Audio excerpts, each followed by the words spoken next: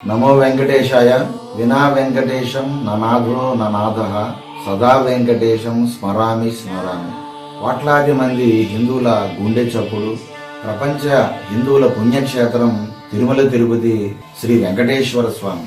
అటువంటి వెంకటేశ్వర స్వామి ఆయన దర్శనం ఎంత గొప్ప, ఆ లడ్డూ ప్రసాదం కూడా అంతే ప్రాశస్యమైనది. అటువంటి లడ్డూనే కల్తీ చేసి కోట్లాది మంది హిందూ మనోభావాలు గాయపరిచిన పరిస్థితి గత ప్రభుత్వంలో జగన్మోహన్ రెడ్డి పాలనలో మనం చూసాం.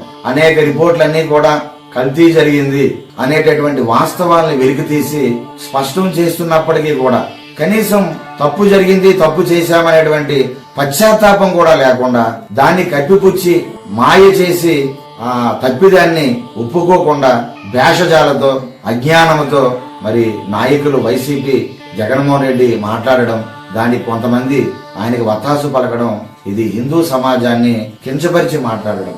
ఖచ్చితంగా హిందూ సమాజానికి క్షమాపణ చెప్పాలి.